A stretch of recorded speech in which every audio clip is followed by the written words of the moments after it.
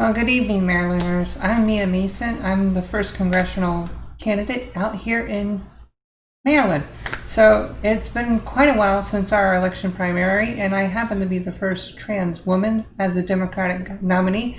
And happens to be, I'm joined by several other women who are winners and future winners of our entire No Dem Left Behind coalition. So let's bring them in and get this fundraiser going because we need you to make a donation tonight. So let's bring them in. We got Natalie Cline and Cindy Banyai. Here we go. So, yeah. I was like, there you go. So, Cindy, tell us a little bit about yourself. Yeah, thanks, Mia, for having us here this evening. It's so exciting to, share time together with our No Dem Left Behind family members. But I am running in Florida Congressional District 19. That's Southwest Florida, Fort Myers, and Naples area. That's the West Coast. And I'm a mom and small business owner. And I'm fighting for our water, our health, and our community. And I'm really working to be the servant leader that the people of Southwest Florida deserve, to create an area where the sun shines on everyone. Perfect. And Natalie, our neighbor in West Virginia, we got 100 days. Tell us what's going on over there. Yeah, so thanks for doing this tonight. I'm Natalie Cline. I'm running for U.S. House here in West Virginia's 1st Congressional District. And I am really running for our healthcare, our jobs, our kids. And in the first 100 days, since everything needs to safely be virtual, we're really focusing a lot on text banking, phone banking and we're planning to wearing masks and do some no-knock canvassing in hopes that, the more, little door hangers that we're hanging at once, maybe people will actually, pay more attention to them if there's more than one on their doorknob at a time. And also to help each other as candidates in this district to be able to increase our name recognition and help us get our messages out there. And of course, also continuing to do as many virtual town halls as we can with, different counties and No Dem Left Behind. Excellent.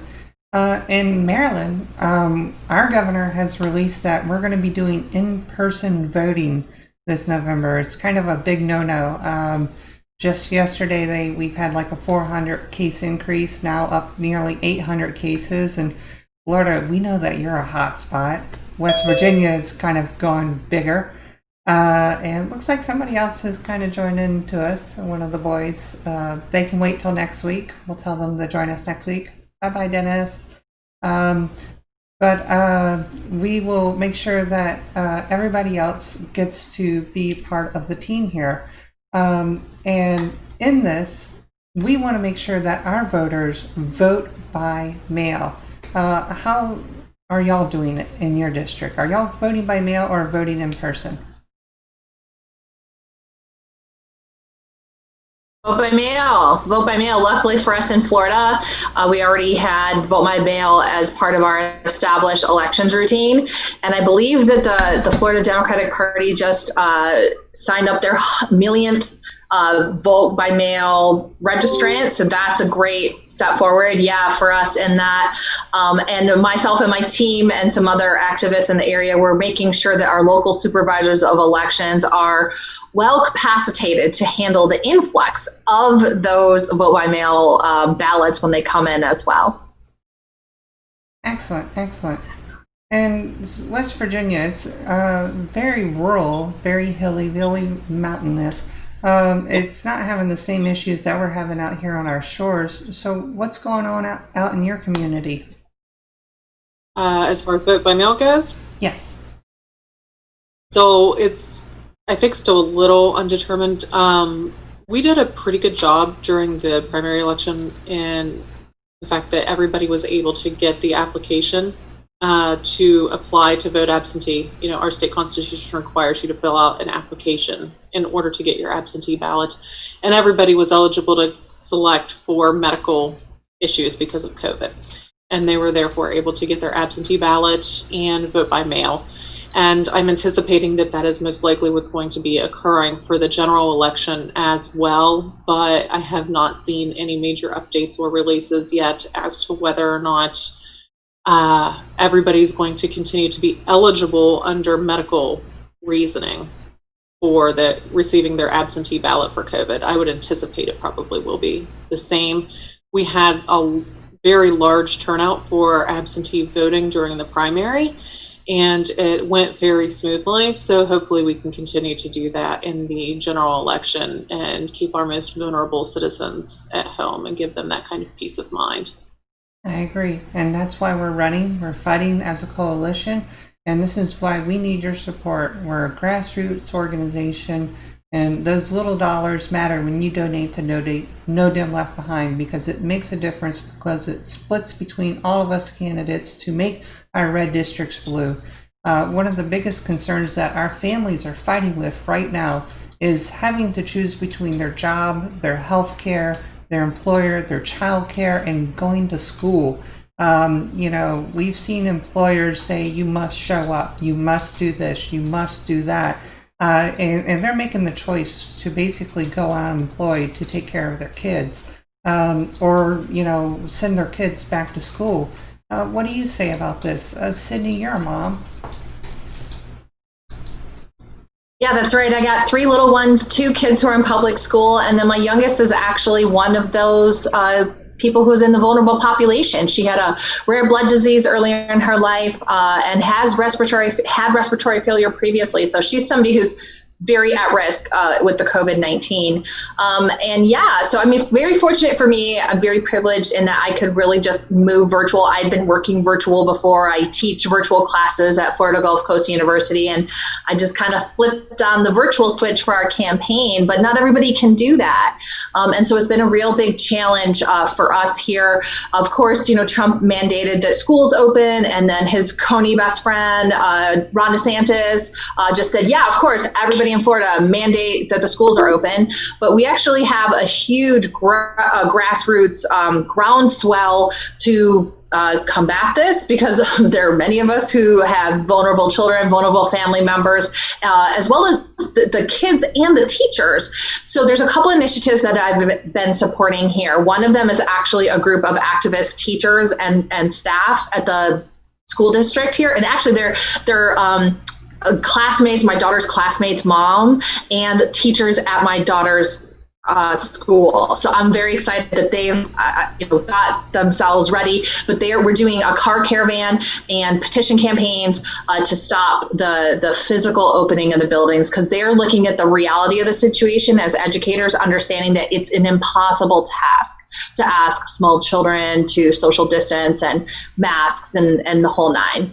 And then there's also another grassroots group of parents that I'm working to support as well. And what we're trying to do is essentially support parents in this kind of quasi-virtual space, which is one of the options that they have for us, knowing that people are going to have to go back to work and things like that. So we're trying to do kind of like a neighborhood matching protocol kind of thing, so that parents can kind of share responsibility of helping to do virtual school with their kids, and some resources. So if they do have to go to work or something like that, that they can share that load with their neighbors. And I'm so happy to kind of support these grassroots activists in our community to help keep our kids safe and to keep our families going through this most challenging time.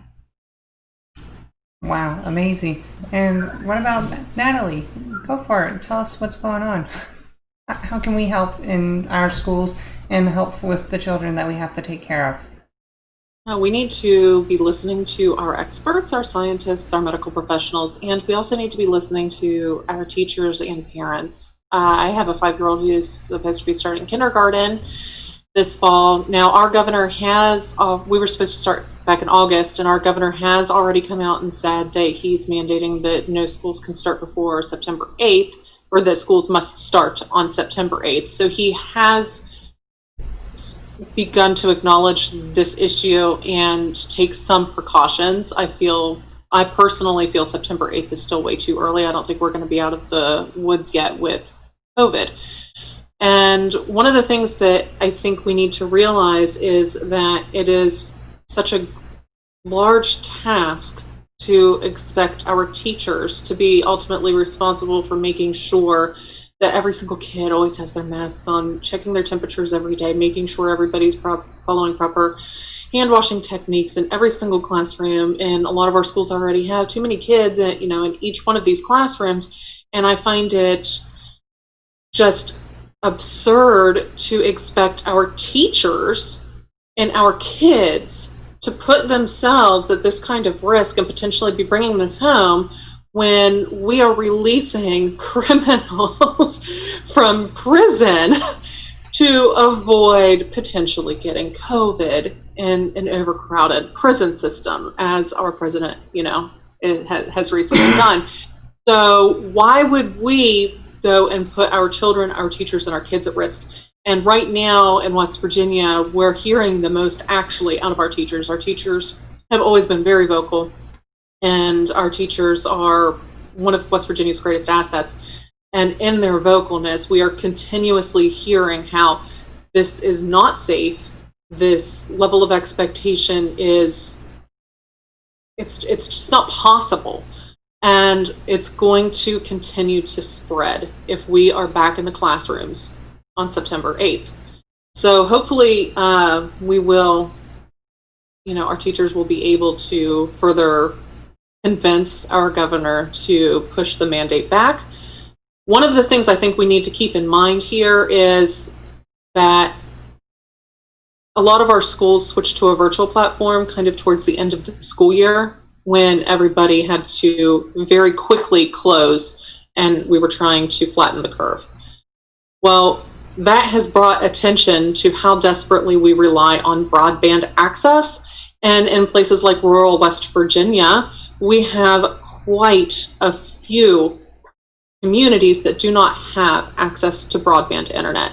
And this just highlights that need. It highlights the need to make sure that we are responsibly getting last mile connections made so that our kids are able to participate in education if we were to go to a virtual platform. And I think that's part of the problem is, how are we supposed to say all of these kids have to go to a virtual platform because it's not safe for all of them to be back in school, but not all of them have the ability to access it. So it's quite a conundrum that we have ourselves in right now. But I think that we can start to eliminate a lot of these issues if everybody would just put their freaking mask on. Yeah.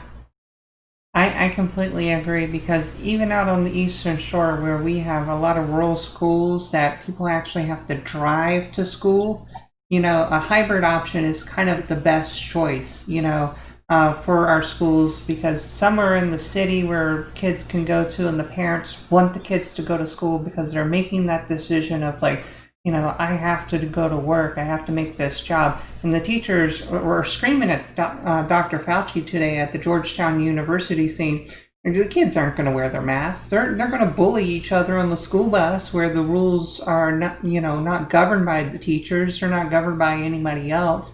And the parents aren't there to get them to wear their mask, and they're not going to care, just like the 20-year-olds that are out there drinking. And we have to enforce it. We have to tell them why that mask is important, because Betsy DeVos was there on TV, saying that they're going to lose their funding if they don't reopen, and it's shameful that they're going to take it away and deport our kids because the schools didn't reopen, and ICE is going to do this and all this other stuff. Well, guess what? They're going to lose their legal cases. Betsy DeVos is going to lose her legal case for forcing our schools to reopen. The governors are going to lose their cases.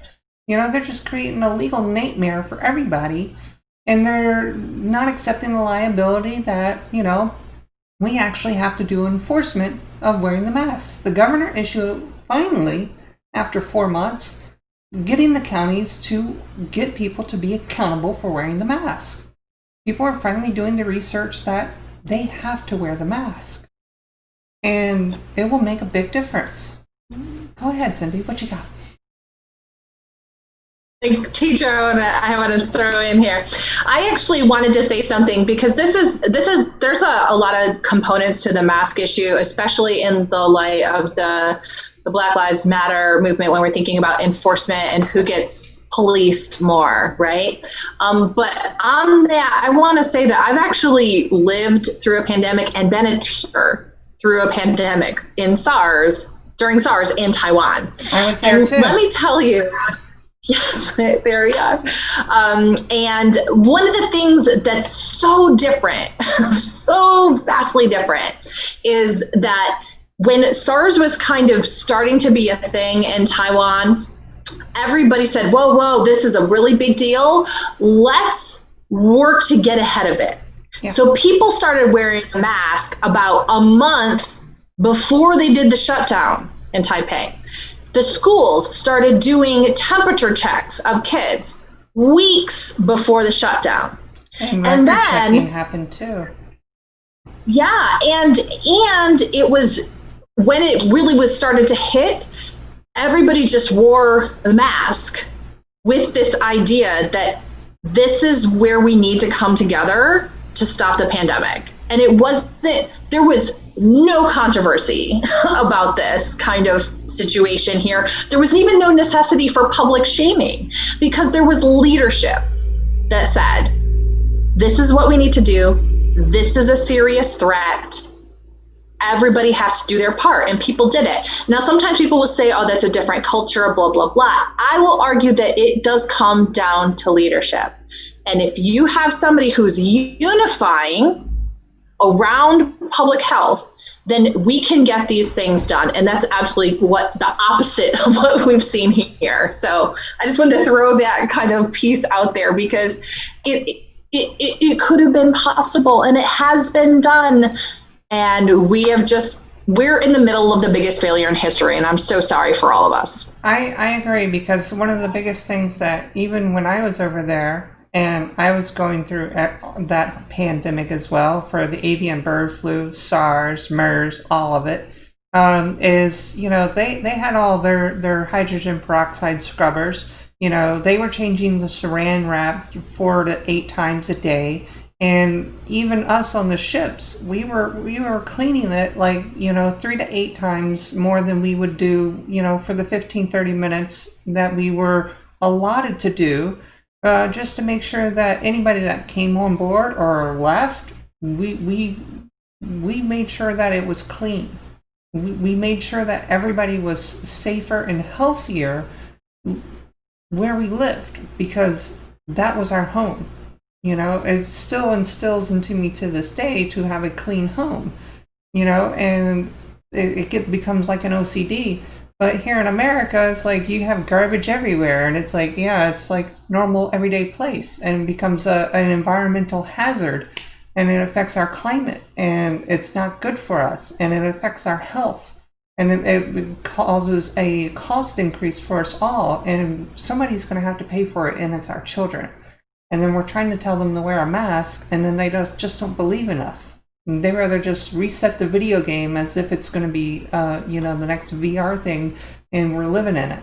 They're not going to believe us until it actually dawns on them and they study and realize that it's going to affect them now with global climate change and everything else.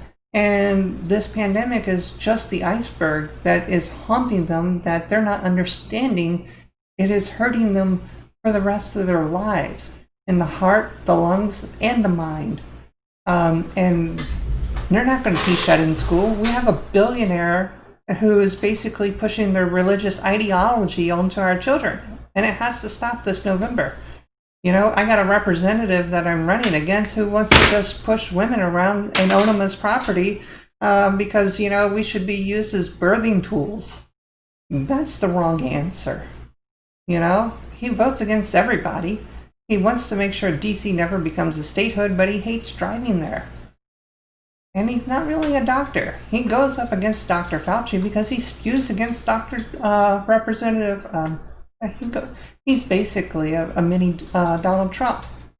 So with this, we want everybody to make sure that you support all 3 of us by making your donation to No Dumb Left Behind.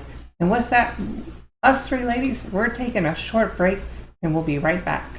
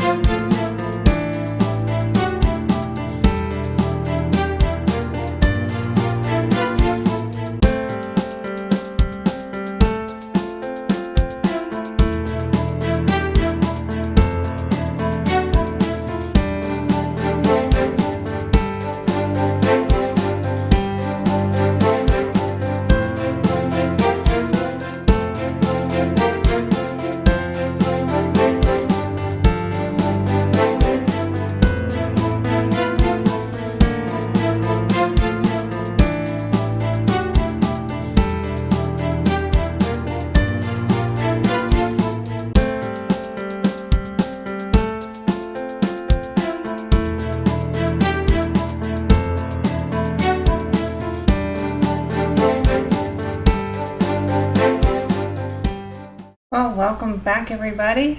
Sydney had to get going because of her mommy duties. But we are left with Natalie from West Virginia's 1st District. So we got 2 winners in the house here. And we're going to keep rocking it with No Dumb Left Behind. And we got the little scroll bar working this time. So shout out to all of us. Follow us online.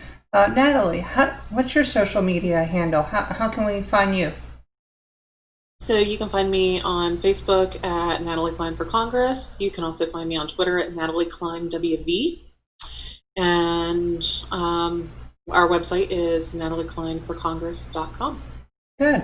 And I'm at Mia4MD, and my website is miadmason.us, and that's the best way to reach me. My phone number, because I'm the actual representative and candidate who answers the phone, is 41094-MASON.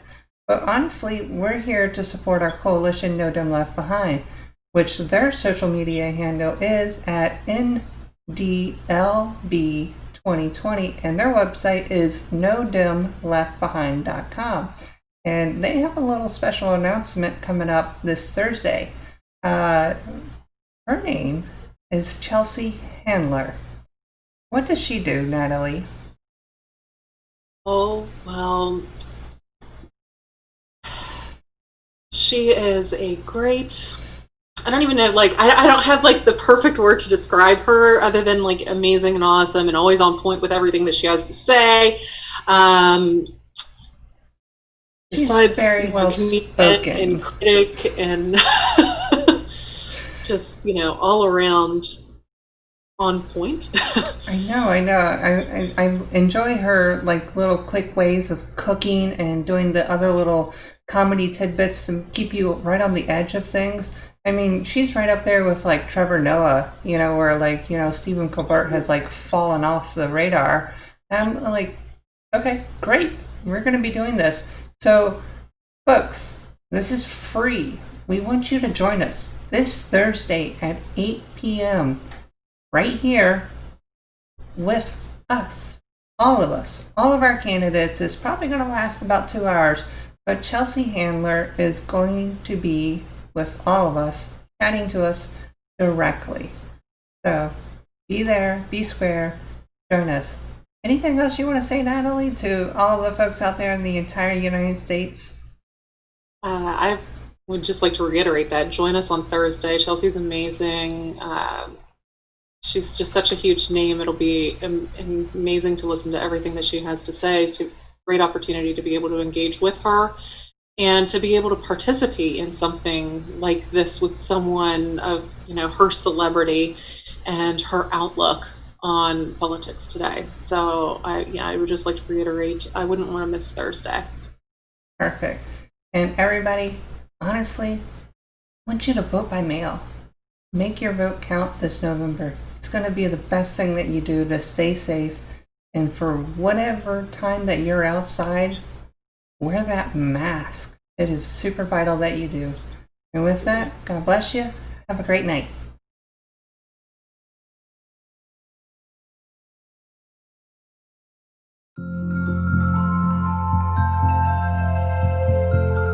I'm Ian Mason. I'm running for Congress. Our voters are at the helm in 2020 because our education has failed us. Our infrastructure has failed us. If you're driving force, we can fix that, especially in our healthcare, because your vote actually matters and you have the choice in 2020. I'm Ian Mason and I approve this message.